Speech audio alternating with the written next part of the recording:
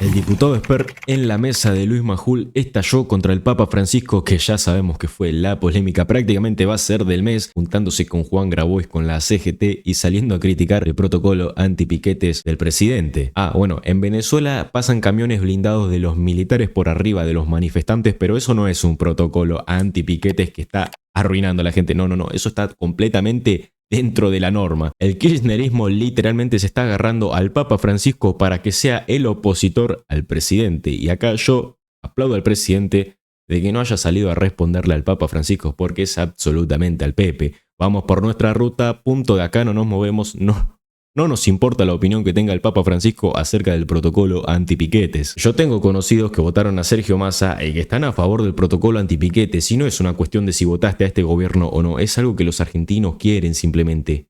Le preguntás a cualquier argentino y la gran mayoría te va a decir de que está a favor del protocolo antipiquetes. La gente se había cansado de todos los días estar bancándose un piquete y que te corten la 9 de julio, etc. El diputado Esper no se aguantó y le dijo las 40 al Papa Francisco. Suscríbete, compartí, dale me gusta, que si no lo haces, te convertís en un cuca.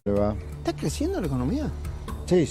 Desde un subsuelo en el cual la dejó el incendio que prendió el kirchnerismo, pero sí, la economía está creciendo. Se está sintiendo de a poco porque estamos, repito, saliendo del incendio. Se va a notar mucho más el año que viene, cuando no haya duda que todo el año que viene, todos los meses van a estar por encima de este año. Pero hasta que no recuperemos la planta baja, de la cual descendimos por culpa del kirchnerismo al sexto subsuelo, bueno, va a haber discusión sobre si crecemos o no crecemos, pero sin duda que la economía está creciendo, sin duda. ¿En qué se nota que está creciendo? Y si ese crecimiento estaría llegando a la gente, o aparte de la gente. Bueno, a ver, agarremos el primer dato así donde se ve la gente, hablando de la gente. La gente son trabajadores que están teniendo una mejora de los salarios reales respecto al subsuelo, eso hay que aclararlo, significativa ya.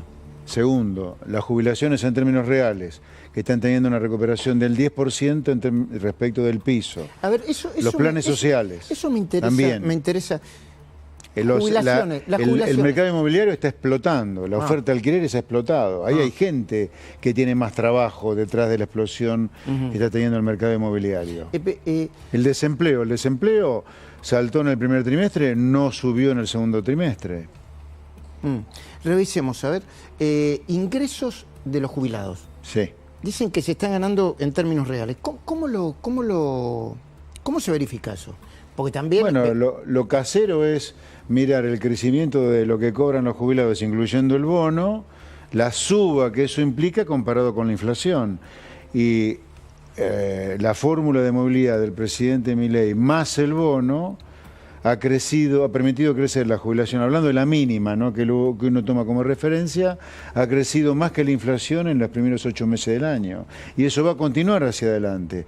La mejora de las jubilaciones en términos reales va a continuar. De hecho, en el proyecto de presupuesto 2025, que ya ha ingresado al Congreso, hay una mejora de las jubilaciones en términos reales durante todo el año que viene. ¿Por qué? Porque la fórmula de jubilatoria del gobierno de Milei, de nuestro gobierno, como ajusta con un retraso, como la inflación va bajando, obviamente la jubilación te crece más que la inflación hacia adelante. Por eso las jubilaciones van a seguir mejorando en lo que queda del año y el año que viene comparado con este año. ¿Sorprendió las declaraciones del Papa sobre algunas cuestiones que tienen que ver con la economía de este gobierno y a favor de, bueno, lo que dijo la economía popular? Recién estamos escuchando, la economía popular tiene que ser una defensa ante la economía criminal. Sí, yo no sé si yo creo que el Papa es un ignorante en materia de lo que pasa en Argentina, y creo que es un ignorante supino, porque podría informarse y estudiar un poco, porque ha dicho una cantidad de estupideces inimaginables en los últimos días. Decir que Roca fue un criminal, por ejemplo, cuando fue el mejor presidente de la historia argentina, hablando estupideces de que los mapuches habían sido asesinados, cuando los mapuches fueron asesinos nuestros indios chehuelches. En todo caso, si hay asesinos, fueron los mapuches de los tehuelches nuestros. Yo creo que el Papa y la Iglesia en general con Argentina sangra por la herida con los liberales porque Julio Argentina Roca tuvo los cojones con la ley 1420 de comenzar a generar el espacio de una educación laica. Separar la Iglesia del Estado. Separarla. La ley 1420 no prohíbe la educación católica, lo que sí dice que se eduque con los distintos cultos después del horario de clase de los chicos, groseramente, ¿no? Yo creo que la Iglesia nunca se bancó eso de liberales que tienen los cojones que tuvo Julio Argentina Roca. Por eso opina como opina del gobierno de Milei, cuando no abrió la boca nunca de un gobierno que hizo una cuarentena asesina como el de Alberto Fernández, no abrió la boca nunca de un asesino como es Maduro o Chávez en Venezuela. Creo que la Iglesia en el fondo con Argentina y con los liberales de Argentina tiene esa sangre en el ojo, ¿no? De que los liberales defendemos la educación laica y yo creo que tiene que haber educación laica, no tiene que haber educación solo católica en los colegios, tiene que haber todo tipo de educación fuera del horario de clase. Defendiendo... Porque la verdad, perdón, sí, cómo no, atender a un delincuente como Grabois, que debería estar preso por cortar calle, o a un mafioso como Moyano, y criticar a un gobierno como el de Milei, que está terminando con el peor flagelo que hay para los pobres, tan defendido siempre por la Iglesia, como la inflación, yo no lo puedo entender. Repito, este gobierno está bajando sustancialmente el peor impuesto que hay para los pobres, que es la inflación, y de eso no hay mérito, pero sí tiene mérito un delincuente como Grabois, un mafioso como Moyano y los recibe. Qué vara rara que tiene el Papa para medir, la verdad. ¿Se equivocaron con la convocatoria al asado de los, como lo denominaron en el gobierno, los 87 héroes, desde el punto de vista simbólico o...? A ver, yo creo que la reunión fue una muy buena reunión, fue un asado de mucha camaradería, dentro de la Libertad Avanza con el PRO, con el cual estamos empezando a recorrer un camino común, pensando en las elecciones del 2025, particularmente en la provincia de Buenos Aires, donde hay que terminar con esta pesadilla que es Kicillof y el kirchnerismo en la provincia de Buenos Aires en el 27. A mí me parece que esa es la parte que creo que es sustantiva a rescatar, la verdad, de este asado. ¿Y las críticas de él? Bueno, a ver, los que hacen y los que hacemos siempre vamos a estar sujetos a la crítica, la verdad. Lo más fácil que haré es no hacer y opinar. Cuando uno hace cosas siempre va a ser objeto de la crítica y está bien, yo lo acepto como parte de la regla de juego, la verdad no me molesta para nada. ¿Qué lectura se está haciendo dentro del gobierno de algunas encuestas que empiezan a hacer notar que está mermando el apoyo a la gestión y el apoyo a Milei después de 10 meses, ¿no? Me parece algo natural, que no hay que dramatizar. No hay que dramatizarlo. No, ni tampoco descalificarlo, me parece una cosa lógica que pase. A ver,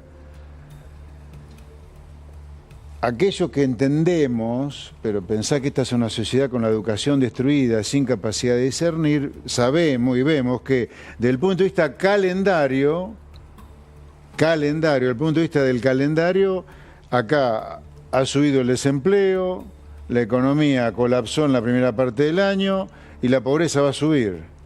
Ahora, eso no tiene nada que ver con la causalidad. El causante de todo eso es el kirchnerismo que prendió fuego el país. O sea, ahora, hay mucha gente que empieza a confundir al bombero con el piromaníaco. ¿Cómo sería eso? A ver, este gobierno en esta primera etapa es un verdadero bombero que apagó el incendio que provocó el kirchnerismo. Ahora, hay gente que cree que las paredes mojadas, que el humo que hay es provocado por el bombero y no por el que prendió fuego el país, que fue el kirchnerismo, ¿no? Ahora, eso es humano, es razonable que así sea, esperable. Habrá que trabajar en todo caso desde lo comunicacional para dejar en claro que el único camino que la sociedad mundial o que el mundo que prospera encontró para prosperar son las cosas que están haciéndose en este gobierno. Hacer déficit cero para que no haya inflación, vincularse con el mundo civilizado para que vengan capitales civilizados para que haya cada vez más competitividad, correrse del eje de los miserables, violentos, el eje del mal de Venezuela, Cuba, Nicaragua, ir al primer mundo, relacionarse con el primer mundo, desregular. ¿Me entendés? Todo lo que estamos haciendo desde el gobierno de Milei son las cosas que hace el mundo que prospera. Entonces, sin duda que no va a ir bien. Ahora, repito, la figura que hay que pensar para graficar el momento es: los que se fueron te dejaron el país incendiado, nosotros estamos apagando el fuego. Bueno, que haya alguna gente que se confunda, que apaga el fuego es el piromaníaco, está dentro de las reglas de juego. Entre los piromaníacos, según usted, estaría Pablo Viró, ¿no? Pónelo, por favor. Ahí está. El conflicto ya está grave, pensé que era un video, y se va a poner peor. Viró dice, bueno, vamos al conflicto, vamos a parar. Bueno, vamos. se va a poner peor para él, porque este gobierno ya declaró la aeronavegación como un servicio esencial, por lo tanto van a tener que poner guardias cuando quieran parar. ¿Y qué significaría eso? Y si es necesario se seguirá avanzando y que pierdan la personería gremial, porque por encima de todo acá están los pasajeros que quieren volar, no los que él defiende. Acá lo que hay que defender es al pasajero que quiere volar, que después de todo los que trabajan en la aeronavegación no son indigentes, ¿eh? Entonces, muchachos, por favor, pongámonos las pilas. Si no son indigentes, pongan algo para que la gente pueda volar cuando quiere volar, no que le cagan la vida como le cagan la vida. Es como de las calles. De pronto nos olvidamos que ya no hay más piquete.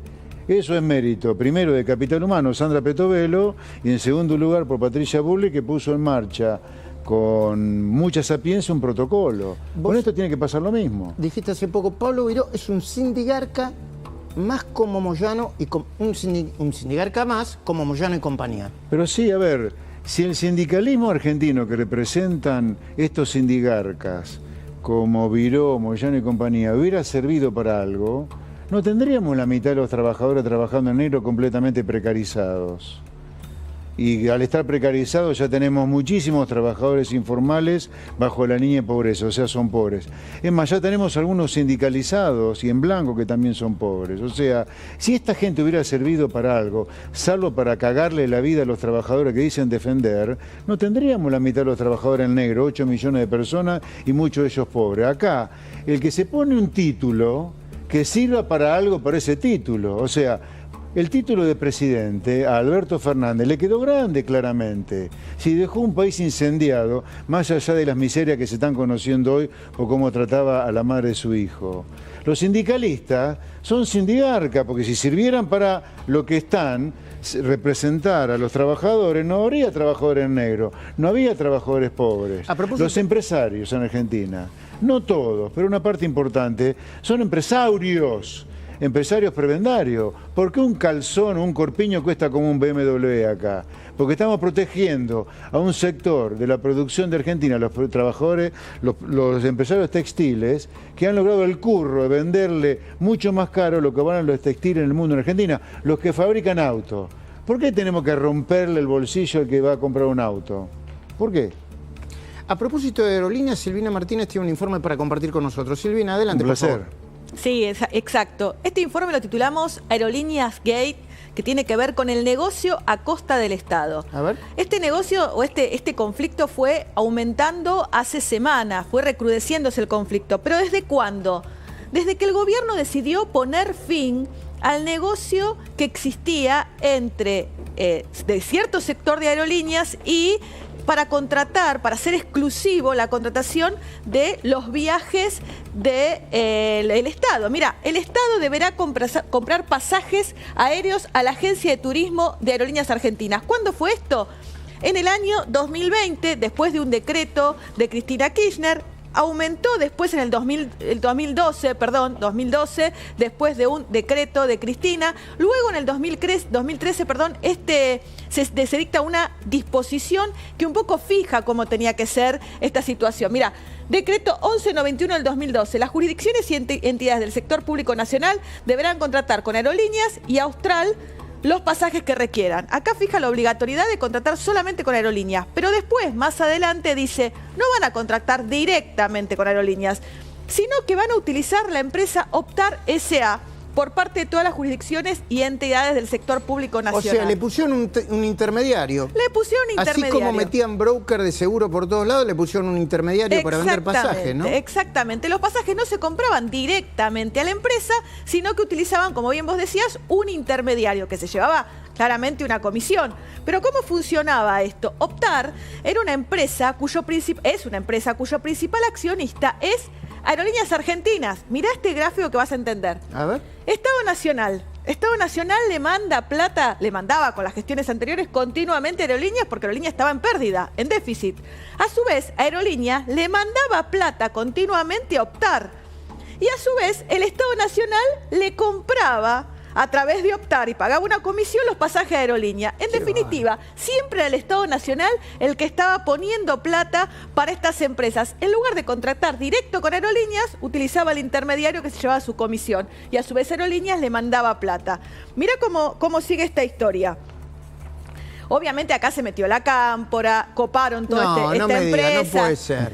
No puede ser. Vos decís que cosas excepcionales. Pero ¿cuándo se termina esto? Vos decís que se metió la Cámpora para hacer un negocio, pero Silvina, por favor. Qué manga delincuente. Bueno, se habría metido la Cámpora para hacer un negocio. Mira, ¿cuándo termina esto con la presidencia de Milei? Hace pocos días, en realidad el 20 de agosto, el decreto 747 del 2024, Milei dice, se queda sin efecto la obligatoriedad de contratar Aerolíneas Argentinas y Optar para el Estado Nacional. A partir de este momento pueden contratar a la empresa que ofrezca un mejor servicio y basta de esta triangulación, de utilizar a esta empresa. Ahora, vos me decís, con esta triangulación, imagínate, todo el Estado Nacional tenía la obligatoriedad de contratar, Optar para viajes nacionales de todos los funcionarios asesores. Es como Nación Seguro. Claro. Exacto. Igual, vos decís, es una empresa que tenía ganancias, que desbordaba de plata. ¿Optar? Sí. No tenía ganancias. Qué bárbaro. Tenía pérdidas. Mirá lo que surge de este informe de la Auditoría General de la Nación. Qué escándalo. Año 2021. Recauda ingresos por 51 millones de pesos y tiene sueldos por 77 millones. O sea, había más empleados que el dinero que recaudaban. Hay un déficit, pero también hay un importante. Dice, Optar pierde plata, pero tiene inversiones en el Fondo Pellegrini, que era un fondo que había creado el Estado Nacional, por 133 millones de pesos. Pero además, el Estado Nacional le debía plata a Optar por 277 millones de pesos. Esto es un informe de auditoría donde aprueba el balance igual de la AGN, Auditoría General de la Nación. Año siguiente, también en relación al estado contable del 2022, en este caso también Pichetto, hace una misma observación. Dice, Optar no tiene razón de ser. Claro. Es una empresa que lo único que hace es recibir comisiones, que gasta más de lo que le ingresa, que Aerolíneas le manda plata, que el Estado le manda plata. ¿Y por qué no contratan directamente? Ahora vos te preguntarás, ¿Optar tenía empleados? Sí, pero esos empleados, ¿qué hacían? Cada gente que se quería contratar un pasaje lo sacaba directamente de la web, con lo cual no tenía mucha razón de ser esta estructura. Bueno, mira, vamos un poco de números. ¿Cuántos tickets emitió Optar en el año 2021? 78.507, 78.000 funcionarios que viajaron, pero tuvo una pérdida de 108 millones de pesos. Qué raro todo. Año 2022, ¿cuántos tickets emitió? 187.000 tickets, 187.000 funcionarios que viajaron, país por las exterior. elecciones, mucha gente viajando. Pérdida neta, 259 millones de pesos, siempre con pérdida. Último año, 2023, ¿cuánto se llevó la empresa Optar por comisiones, como el caso de los seguros? 769.620.000 pesos de comisiones. Hoy es una empresa que sigue teniendo pérdidas y a raíz de este decreto, bueno, perderá su razón de existir. Ahora, Silvina, y Esper también vale la pregunta, ¿no? ¿No se puede hacer una denuncia penal por esto? Porque eso es revoleo de plata inútil y debe haber gente involucrada, que muestren la factura, ¿no? Sí, es un claro caso. que hay que hacerla. Ahora, perdón. Digamos, son una manga de delincuentes, Ese es el kirchnerismo, una asociación ilícita, violentos, corruptos, mafiosos, son lacra. Por eso aprovecho para pedirle a la gente paciencia, porque sacarse este cáncer asqueroso de encima va a costar mucho, va a costar esfuerzo, pero es la única manera para tener un país sano. Uno no puede tener a la política metido en toda esta mierda, ¿me entendés? La política está para servirle a la gente, no para robar a la gente. Porque toda esta plata es robarle a la gente de laburo, ¿eh? Si se pudiera hacer... Robarte a vos, a los chicos que están detrás de cámara, a los que están del otro lado. ¿Qué harías con Aerolíneas? No, bueno, el gobierno ya tomó la decisión de tratar de privatizarla. De hecho, te cuento, el miércoles comienzan reuniones informativas en un plenario de comisiones, donde la comisión cabecera es la Comisión de Transporte, que la preside la diputada Pamela Verasay, y la segunda competencia es la mía, la Comisión de Presupuesto y Hacienda. Vamos a comenzar con reuniones informativas, citando al presidente de Aerolíneas, al secretario de Transporte. Dicen que el kirchnerismo van a traer a todos estos delincuentes de los gremios aeronáuticos, así que vengan a contarnos o a mentirnos en la cara cómo chorean sin decir que chorean. Pero son cosas que tienen que terminar. No podemos tener un país que le sirva a las mafias. El país le tiene que servir a los argentinos, no a la política y menos a mafias. Silvina, no quiero dejar de preguntarte, ¿se puede hacer una denuncia penal por esto? Sí, claro, lo podemos presentar, porque es el mismo modus operandi que los seguros. O sea, se crea primero la necesidad, la obligatoriedad de contratar con una empresa del Estado, se mete un intermediario, que antes era una empresa privada, los brokers, y acá son la empresa misma de aerolíneas, para meter empleados y para desviar dinero. Así que sí, en las próximas horas vamos a estar presentando la denuncia. José Luis Esper, ¿qué va a pasar con el presupuesto? Bueno, el presupuesto ya ingresó al Congreso para que la sociedad tenga claro, ¿no? Este es un presupuesto, el presupuesto que inaugura el presidente Milei con el presupuesto 2025 es un presupuesto que dice lo siguiente. El espíritu es, el presupuesto tiene que servir a la gente, porque la política le tiene que servir a la gente. Nosotros somos servidores públicos, por lo tanto, todo lo que salga de nosotros tiene que ser un servicio a la sociedad. O sea, no puede gastarse más dinero del que ingresa. Por lo tanto, el presupuesto es, yo te diría, funcional este espíritu, que la política le sirva a la gente. Hay un cambio de paradigma, el Estado no gasta más de lo que recauda. Sí, es, uno, déficit cero, el Estado no gasta más de lo que recauda. Pero ¿cuánto recauda? Lo que dé la actividad económica. Acá no hay suba de impuestos, no es solo déficit cero, no hay suba de impuestos. Y la tercera cosa, una vez que se obtuvo la recaudación sin suba de impuestos, el primer gasto que se va a atender es la deuda pública. Acá lo que nos prestaron plata pasan a ser prioritarios. Y después recién de eso pasa a gastar la política. Vamos y debo nuevo. Decirle, déficit cero, sin suba de impuestos, y lo primero que se atiende es los que nos prestaron. Porque si queremos que en Argentina haya capital, y nosotros somos capitalistas y liberales, tenemos que respetar los contratos. Le tenemos que devolver la plata al que nos prestó cuando nos atendió y no podíamos tener plata, o no teníamos la nuestra. Una vez que se determinó este trío de déficit cero, sin suba de impuestos, atendiendo la deuda, ahí viene la política a gastar. Pero a partir de esas tres cosas, recién ahí gasta la política. Y yo te diría, el presupuesto del 100% de lo que puede gastar la política después que se atiende la deuda, el 70% es la suma de subsidios sociales, subsidio energético, o sea, planes sociales, subsidio a las tarifas y jubilaciones. El 30% restante, recién ahí, son las funciones de gobierno. Poder legislativo, poder ejecutivo, poder judicial, seguridad y defensa. Laura Di Marco acaba de llegar y te quiero hacer una pregunta. José ¿Cómo no? Luis. Laura, buenas noches. Hola Laura, ¿qué tal? Buenas noches. Quería preguntarte, si vos recién Luis te preguntaba cómo veías el tema de la baja de imagen de el presidente Javier Milei. ¿Esto qué te parece que es? ¿Normal? ¿Temporario? ¿Es una pausa? ¿Es un cambio de humor de la gente? Mucho se habla de hasta cuándo la gente puede aguantar. Y si uno mira el año, digamos el año que viene, bueno, no hay visos de que la economía se reactive en un plazo corto. ¿Qué puede pasar con el gobierno de Milei y el apoyo social, que es donde básicamente se cimenta? Yo creo que es una pausa o en todo caso una caída transitoria de la imagen positiva del gobierno, Laura. ¿Por qué? Porque la economía ya empezó a crecer desde un subsuelo, por eso se siente poco, pero el año que viene vamos a estar todo el año arriba de este año y va a crecer la economía de 5%, que es el número que está en el presupuesto, así que yo creo que es algo absolutamente transitorio. Lo que decía claro, y pido siempre paciencia a la gente, porque no hay otro camino que este para que nos vaya bien. Pero no es porque seamos unos genios los que participamos del gobierno de Milei, sino porque estamos haciendo lo que hace el mundo donde la gente vive bien, así que si seguimos por este camino nos va a ir bien. José Luis, siempre se habla de la salida del cepo. Y el presidente dice, está saliendo de manera paulatina del cepo.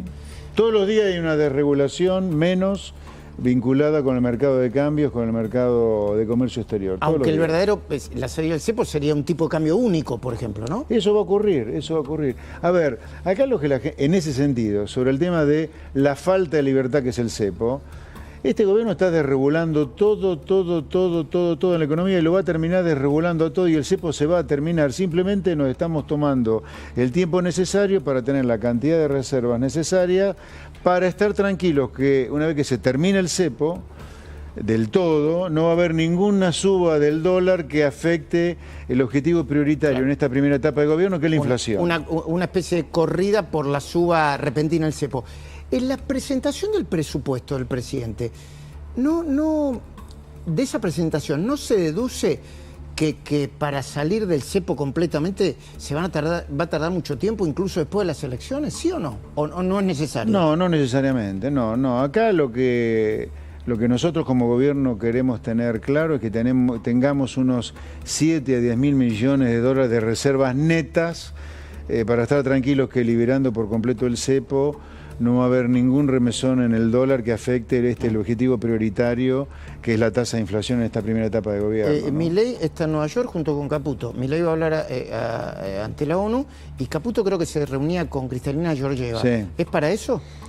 Sí, a ver si podemos llegar a tener un acuerdo para tener dinero fresco para liberar ya el cepo, en lugar de esperar algún tiempito más, que en cualquier caso va a ocurrir relativamente rápido, porque la economía está creciendo, la demanda de dinero está creciendo y de esa manera se van a poder acumular reservas netas que permitan liberar el cepo. Acá nosotros somos la antítesis del gobierno comunista, socialista, intervencionista y rompedor de contrato y rompedor de vida de Kicillof en la provincia de Buenos Aires. Nosotros estamos en la vereda de enfrente. O sea, así como nosotros vamos a bajar impuestos, como el impuesto país a partir del 1 de enero, y Kicillof nos revienta impuestos, porque luego del inmobiliario residencial ahora ha seguido con las multas y ha seguido con más impuestos, nosotros estamos en la vereda de enfrente. La imagen de la provincia de Buenos Aires es la inversa de lo que nosotros queremos hacer con el país. Cada vez menos Estado que viole contrato, que viole derecho, que viole la propiedad privada, que es el joven de Kicillof, y un Estado que se dedique cada vez a las cosas esenciales que se tiene que dedicar. Y transferir la mayor cantidad de potestades de gasto y de recaudación a provincia y municipio. La última pregunta, hablando de Kicillof. Perdón, una cosa importante, no me quiero olvidar. Que los gobernadores de provincia y los intendentes no se hagan los piolas. ¿Por qué? Acá la respuesta al corte del chorro que ha hecho el presidente Milei no es subir impuestos provinciales o subir tasas, es ellos bajar el gasto. Hay mucho ñoquerío para echar en los municipios y en las provincias sin subir tasas municipales, que no se hagan los piolas, ¿no? Una última pregunta, hablando de Kicillof y los dos modelos de país. Kicillof, el kirchnerismo, todavía tiene una base de sustentación muy importante, sobre todo en la provincia de Buenos Aires. Sí. Yo no sé, como estrategia o táctica política, el presidente Milei y el gobierno eligió confrontar con Cristina Kirchner, no sé si con Kicillof. Ya lo hizo el PRO esto y terminó perdiendo, entre otras cosas. ¿No tenés miedo de que vuelva a suceder lo mismo? De que de tanto subir al ring al contrincante termine prevaleciendo. A ver, vos decís el PRO por la gestión de Cambiemos 2015-19. Sí. Yo no creo que hayan perdido como consecuencia de haberlo subido al ring a Cristina en ese momento. Yo creo que el PRO o Cambiemos pierde como consecuencia de la crisis 2018-19, que se autogeneraron cerca de 3 millones de pobres. Vos, habiendo generado 3 millones de pobres, no vas a ganar nunca una elección. Por eso es muy importante para nosotros enfatizar que la explosión de la pobreza en esta primera etapa es como consecuencia del incendio provocado por el kirchnerismo. Van pero a Kicillof hay que ponerlo como el enemigo de la sociedad, porque Kicillof es todo lo que está mal en cuanto a política y de política económica. Si van juntos con el PRO, en la provincia de Buenos Aires, sí. Si no van juntos con el PRO, pierden, dice alguno, como ¿está no, de yo acuerdo? estoy de acuerdo. ¿Y si van juntos con el PRO, ganan? Yo no tengo la menor duda que sí. ¿Quién debe ser el candidato? Algunos te mencionan a vos como uno de los candidatos. Uno que gane la interna entre el PRO y... Más que ganar una interna, no, yo creo que hay que ir, no sé si va a ocurrir, ojalá que ocurra con lista única con el PRO el año que viene a la elección. Sí, no, la gente, yo creo que no corresponde y la gente no perdonaría que nosotros otra vez vayamos a una interna como fue la del año pasado dentro de Cambiemos. No, tenemos que ir juntos con un mensaje muy claro de que la provincia necesita y merece un cambio por el bien de los bonaerenses. Los bonaerenses están sufriendo y mucho a Kicillof. Kicillof es parte del problema, no de la solución. La solución es hacer el modelo de la libertad que Milei representa a nivel nacional, hacerlo también en la provincia de Buenos Aires para que los bonaerenses tengan